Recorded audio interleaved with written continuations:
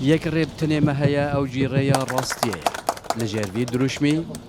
دسته اجواتا یس ناجبو چاند و فلسفه زرادشتی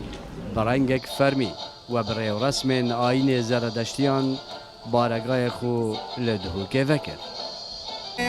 ورمزی بخشاین گری میربا نشم باو بیشتماستی وشته همایی آلمان جامعش جبات یسنا او امی پردارش که یسر کلتور و فلسفه و زانست و جهان بینیا شویناسیان جی خواناسکرنا کردان کو پیام زردشتی مخول سر آوا کربو و امی پردارش سر راکینه و پردک پاکش اسپیب دانین و دلت خو پاکش بکین هزرا خو کردارت خو باش بکین لگوری وان هر سپیکانه زردشتی هزرا باش گوتنا باش کرداری باش آرمان جمعه که او نوه که یان بیجی نوین خوناس کریوید آبادان یه داهنان کار بافری نوه دکتر حسن قاسم شکفتا چارستین و هند جهندی ین لیکولین اورکولوژی با هاتین کرن در کفتینا شینوارن زردشتیان gelek şînwarên vî serdemê dîrokî li dihûkê balafin û li devera bodîna taybetî belê zirbeyan hêşta vekolîn yê dirist ser nehatîne kirin tenê perezgeha çaristîn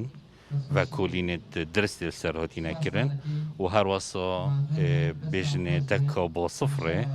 ew jî êk şînwarê zeradeştiya yê vekolîn ser hatîne kirin tenê ev her du cihe heta nûke vekolînê ser hatîne kirin وکرنا بارگاه زرادشتیان لدهوک وکه هر اولو مذهب و هزرن جدا جدا اگر سرکیه جبو پگوژیانه پیرزبایی پشکیل جوات یسنات کم کل باجر ده کارنگین هاتی وکرن اوجی نشانه هنده دتن که همو اول جهوان هات کردستان دا و باجر ده که هم ازدی هم بسرمان مسیحی کریستیان و اول زردشتی جهات وکرن و اوجه دلخوشیان میا و امیدا قبول کرنا همو اولا وکهف و رزگرتن دناو بینوان اولا دا داکو زیادتر بشین اب آشتی و تبایی پک و بجین. سلام بالای دنگ امریکا دوها